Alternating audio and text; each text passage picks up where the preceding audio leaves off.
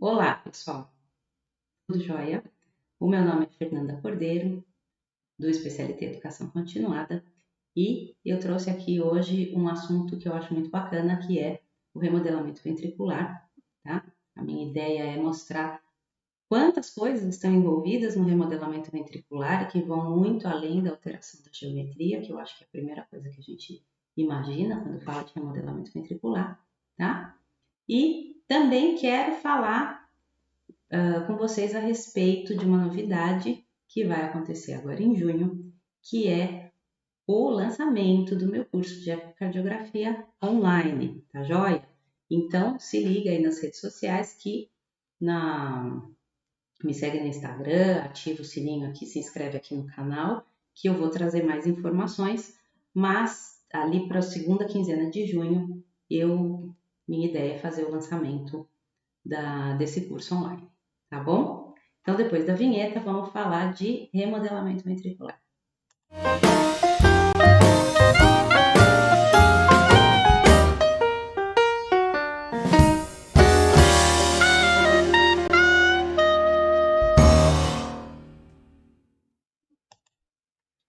Muito bem, pessoal. Então, vamos lá. Olha, tá até o slide errado aqui, o anterior. O que é o remodelamento ventricular? Na verdade, o remodelamento é um conjunto de alterações, tá? Genéticas, moleculares, neuromorais, celulares, que vão se manifestar, culminando então com alterações do tamanho do coração, da massa do coração, do formato, da geometria cardíaca e, fatalmente, a longo prazo acabam impactando na função cardíaca, tá? Dada aí, então, a importância, né, do assunto, tá? E isso acontece como um mecanismo sempre adaptativo, né? Adaptativo a uma injúria, seja uma injúria aguda ou uma injúria crônica, tá? O problema desse mecanismo adaptativo é que, cronicamente, ele acaba se auto-perpetuando e, quando a gente não consegue eliminar essa injúria, isso permanece e acaba, então, culminando com a disfunção ventricular ou impactando sobre a performance ventricular, tá? Seja pela disfunção sistólica, seja por disfunção diastólica, né? A gente sabe que elas não acontecem de maneira separada, mas enfim, e seja pela geração de arritmias, por exemplo, que também, né? Se a gente for, se vocês forem lembrar do nosso último bate-papo, onde a gente conversou a respeito de performance ventricular, a gente viu que, além da função sistólica e diastólica serem extremamente importantes para a performance, a frequência cardíaca também o é, tá joia? Então, vamos lá. Então, eu tenho uma injúria, tá? E essa injúria, ela pode ser uma sobrecarga de volume, como é o exemplo da insuficiência mitral, ela pode ser uma sobrecarga de pressão, como é o exemplo da hipertensão arterial sistêmica ou de uma estenose subaórtica. Ela pode ser causada por morte celular, porque eu fiz uma terapia com doxorubicina, devido à cardiotoxicidade da doxorubicina. Ela pode ser uma miocardite por parvovírus, enfim. Se eu consigo eliminar essa injúria, eu cesso os mecanismos de remodelamento. Então, uma sobrecarga de pressão causada por hipertensão arterial sistêmica. Você corrige a pós-carga, corrige a pressão arterial sistêmica e você tem, então, cessados os mecanismos de remodelamento. Mas, em algumas situações, não tem como cessar isso, né? Não tem como eliminar isso, tá joia? Então, naquelas situações onde a gente não tem como eliminar a injúria, a gente tem o que? O tratamento farmacológico, que visa exatamente coibir esses eventos que acontecem durante o remodelamento ventricular, tá? Então, quais são esses eventos? O primeiro de todos, que a gente já conversou também em vídeo anterior. A gente falou a respeito da hipertrofia.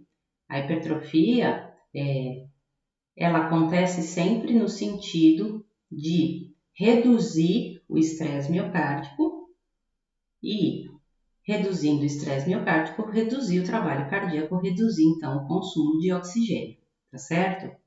E aí, dependendo do tipo de injúria, você pode ter uma hipertrofia excêntrica ou concêntrica, tá?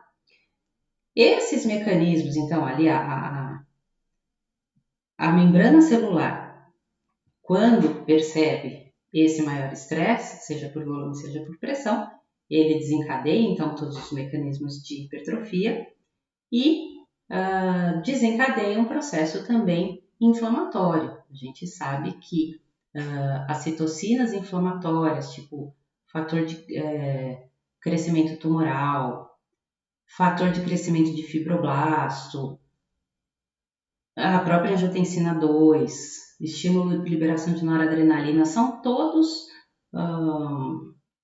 marcadores, vamos dizer assim, de remodelamento ventricular. Todos vão desencadear remodelamento ventricular, tá certo?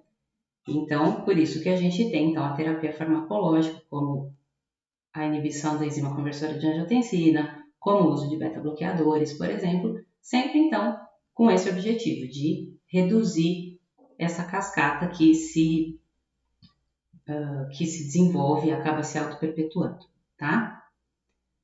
E aí o que acontece? Eu começo a ter então morte celular, né? Por uma série de motivos. Se eu tiver uma região de hipóxia, eu vou ter morte celular ali porque eu não tive entrega do oxigênio necessário e a célula morre, o cardiomiócito morre. Mas eu também tenho a morte celular programada, que é a apoptose. E existe um desbalanço disso, vamos dizer assim. Então você tem um aumento da morte celular por apoptose. E você tem também, ou pode ter, um aumento de morte celular pela própria necrose. E aí o que acontece é que a gente tem uma sobrecarga dos cardiomiócitos remanescentes. Sobra mais para eles, né? Você tem um menor número de cardiomiócitos para fazer todo o trabalho cardíaco, tá? Então existe um desbalanço aí, vamos dizer assim, ok? O próprio metabolismo energético é alterado, principalmente naquelas condições onde você impõe o metabolismo energético anaeróbico para o coração, né?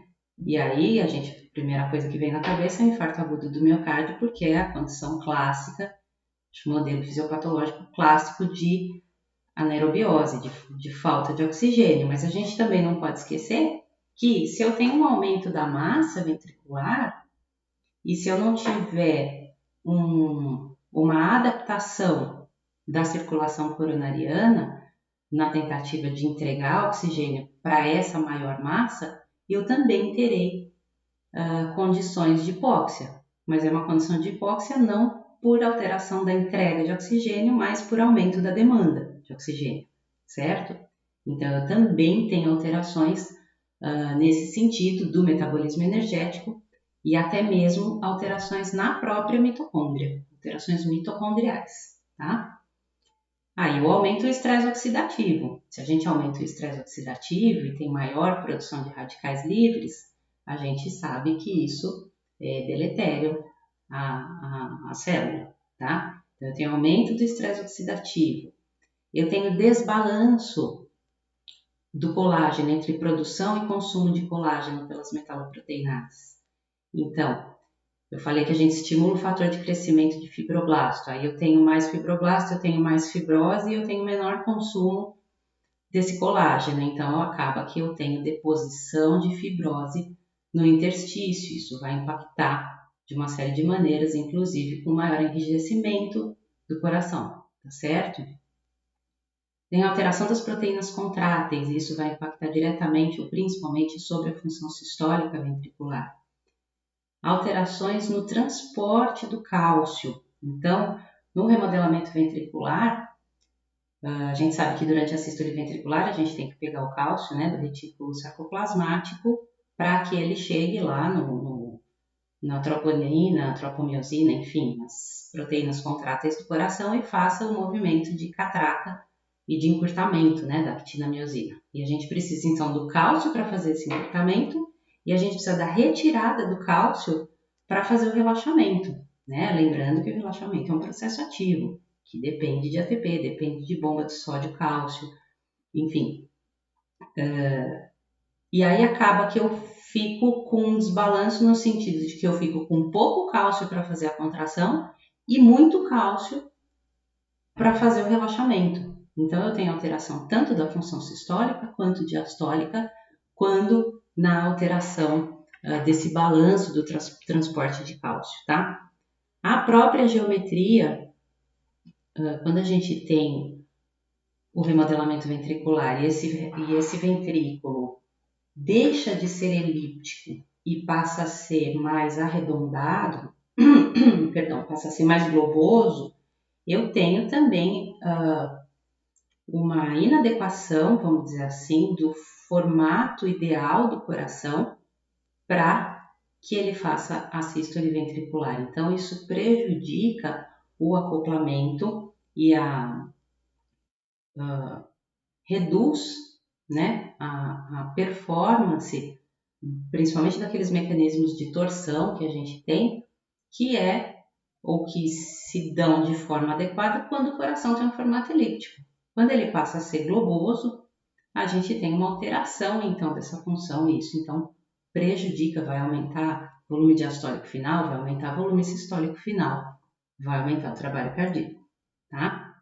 E por fim, a tão conhecida ativação neuromoral, com liberação de estímulo do sistema nervoso simpático, estímulo crônico, né? O que acaba fazendo o que a gente chama de upregulation dos receptores beta no coração. Então, acaba que eu tenho um estímulo crônico com a noradrenalina, eu tenho liberação de angiotensina, a gente sabe também que a angiotensina, ela ou ela promove, vamos dizer assim, a fibrose no ventrículo, né? Dada aí, por isso que a gente usa os bloqueadores da aldosterona para que a gente reduza, então, o remodelamento ventricular, tá certo? E aí isso vai culminar, todos esses mecanismos se autoperpetuando, eles vão culminar com, então, a disfunção ventricular e, naturalmente, vão gerar arritmias também, tá? Por que vai gerar arritmia? Porque eu tenho, inclusive, o remodelamento dos próprios canais iônicos, tá?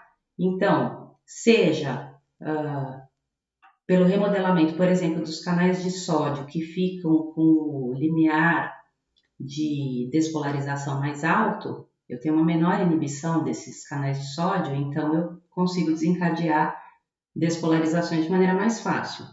Como também eu tenho fibrose, por exemplo, e aí isso naturalmente vai atrapalhar todo o sistema de condução. Então isso favorece via de reentrada e favorece a presença de arritmias, então desencadeamento de arritmias. Então veja como é importante a gente imaginar tudo isso aqui que está acontecendo para que a gente entenda por que o coração, no final das contas, cronicamente acaba falhando, tá? E também para a gente entender por que às vezes a gente consegue bloquear isso em alguns pacientes, né? Não é tão comum, mas a terapia farmacológica em alguns pacientes consegue sim, a depender do indivíduo, fazer o que a gente chama de remodelamento reverso, tá? E o remodelamento reverso, ele é isso. Ele é aquele coração que estava hipertrofiado e volta ao seu tamanho normal. Ele é aquele coração que estava um pouco dilatado e volta ao seu tamanho normal. E, naturalmente, isso vai melhorar a sobrevida do paciente e está relacionado a um melhor prognóstico, tá certo? Então, gente, o que eu queria ter conversado com vocês hoje era isso. Eu espero que vocês tenham gostado e fico à disposição de vocês para quaisquer dúvidas que vocês tenham. Obrigada por terem assistido. Se inscreve no meu canal e ativa o sininho, que a semana que vem a gente vai conversar mais um pouquinho, ok? Super beijo, obrigada.